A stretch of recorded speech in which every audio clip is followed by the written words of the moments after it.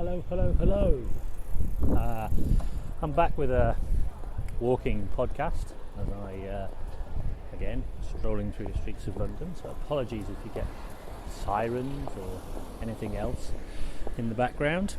One of the things I wanted to do with this particular episode is to do an Ask Me Anything or an AMA, which is where I'm going to answer people's questions periodically.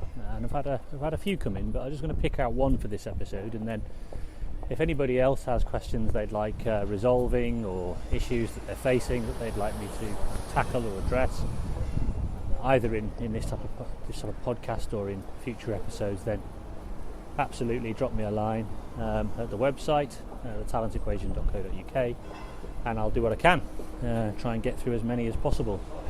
But in this one I got a question from Martin. Actually, Martin's one of the parents at my club, who we chat from time to time, and he decided he wanted to drop me a line about something that was on his mind. So the question goes like this. He says, "Hi Stu, I enjoyed your latest Facebook instalment on comfort, and it got me thinking as I was walking home. I was pondering about what impact luck has on child development. I'm sure lots of studies have been carried out which I'm not privy to, and was interested in your thoughts. I feel luck is probably what drives everything. For example, a child may be born more physically able, or born into a more wealthy family, or be sent to a private school, or have a teacher coach who's able to get the best out of them. And we have a family, team sport connections that cause them to be selected above their peers. Alternatively, you could have a very able child born into poor family who do not have any goals, aspirations, do not support their child's development, or cannot afford to send their child to clubs, etc. In both these scenarios, the child has not necessarily done anything other than being lucky or unlucky. If you look at the lucky child, who may have potential to be great at whatever sport they're into, if the coach-teacher is poor at their role compared to another child's coach-teacher, then it comes down to luck, and the pathway may end. I suppose my question is, how big an impact do you think luck is, and can you make your own luck? How many potentially gifted children are overlooked because they were unlucky?" That's a great question. And it's something that I guess has probably been at the centre of what's driven me throughout my career, which is an attempt to reduce the luck factor. And so what I mean is I think Martin's absolutely right. Martin, I think luck plays an enormous role. Your most elite performers, when you study their journeys and you study their experiences, actually report that they were very lucky. And usually their luck is meeting somebody who guided their journey. Very often it's a coach, it might be a teacher, it might be a parent, or whatever it might be, who guided them on this path. And you hear it time and time again. It's one of the reasons I'm so passionate about the role of talent coaches and the role that coaches can play in people's development, because I think it's underrated.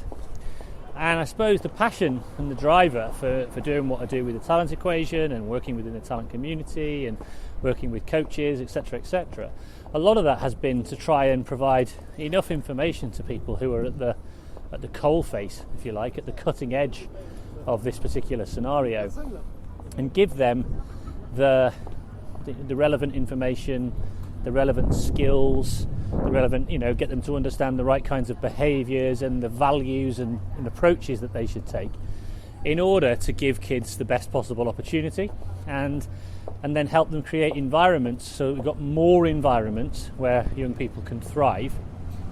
And by creating those kinds of environments where young people can thrive, then we begin to reduce the luck factor, because it's less about stumbling across this, because more and more people have that aspiration.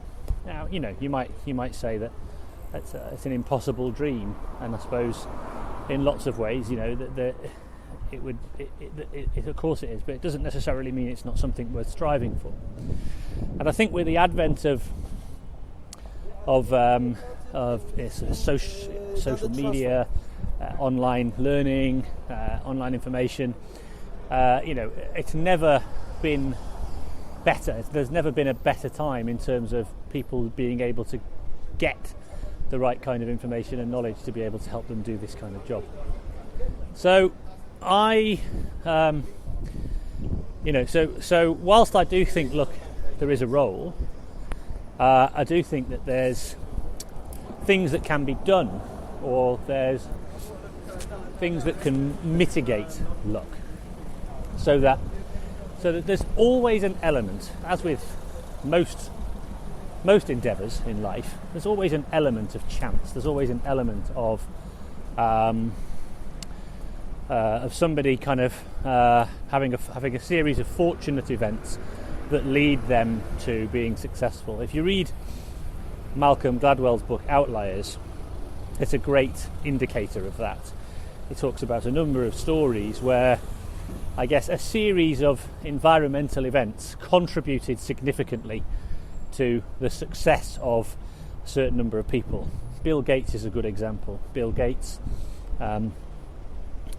reportedly, or in the book allegedly, just came around at the right time when programming moved from using punch cards and having an operator punch cards in to a process that could be done through software. So the speed at which you could experiment with programming and design things and test them became far quicker. He also happened to he went to a school that had invested into a network. He also was supported and had access to a local university's network. So a number of different things sort of fell into place. But at the same time, none of those things would have fallen into place for him had he not shown a significant interest and a passion and a drive or a love, and this is the word that I use a lot. People talk about obsession. I think it's love. People who are in love with something so much that it's all they can think about doing. And when that happens and people see that, then things like that tend to happen for them. They either seek them out, or they're so passionate about it that others come along and say, oh, there's this opportunity, why don't you take advantage of this opportunity? Often it's a parent, often it's a school teacher, often it's a coach, often it's a well-meaning other who create the opportunity, create the environment for that individual to thrive within. And I think if there's any aspect of the luck factor that any parent could have, and anybody listening to this that could reduce the luck factor, is to tune in and be really dialed in to what your children are interested in, what they are passionate about, what they love. And I take my children, and there are certain things that they absolutely love. I can tell that because they want to do it all the time. They ask me to do it with them. They show me what they're doing. They're proud. And really dial into those things and really foster those and look for opportunities where those can be they can be nurtured, developed, increased, enhanced, and dialed into. We're not just talking in the sporting domain, but again, in this context, within sport, what are the things that they love? Because it's the things that they love that are the things that they will gravitate towards and want to do more and more of. In my son's case, he tends to gravitate towards striking things. He likes to hit objects with another implement, usually a stick or a bat or a racket or something like that. He's not as interested in physical movements. He's not as interested in using his feet. He's not as interested in using his hands or those kinds of things. So this is what he's kind of interested in. Partially that might be because I also have an interest in those things, but we've tried other things and he just doesn't buy into them as much, not through any prompting from my side. So what we now do is we're providing opportunities to do more of that kind of thing and to dial into that and facilitate that experience. I mentioned on Facebook this morning that I facilitated an opportunity for Evan to have an experience with what I consider to be one of the master talent coaches in the country in golf, and that experience was really immersive for him, and he was very passionate about that. So the environment I'm creating is an environment where I'm trying to stay in touch with the things that he loves and facilitate opportunities for him to create or to experiment or live within that space in the things that he loved. Now, okay, is that luck that he happens to have a parent who wants to do that? Well, I think a lot of parents are pretty dialed into that. But then quite a lot of parents are sort of trying to get their children to do things that they like, or kind of guiding children towards things that they think they should do, music and language and things like that. I'm not saying any of those are wrong. I'm not saying any of those are the sorts of things that they shouldn't do.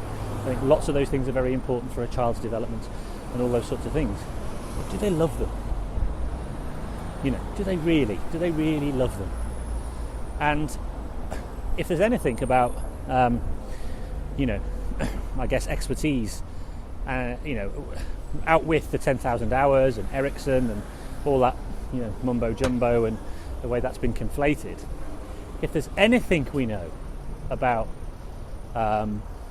expertise, is that it does take time to become good at anything. And the more engaged you are in the process of developing your abilities at something, the more likely you are to develop expertise in that particular domain. And so, spending time on the things that you love has a real intrinsic development and developmental value. And fostering that and kind of really encouraging that is obviously a key thing from my perspective in terms of the environment I want to create. So that's my thinking on this particular subject, is that yes, luck plays a role. It will always play a role. Luck plays a role in an awful lot of aspects of human development and human life.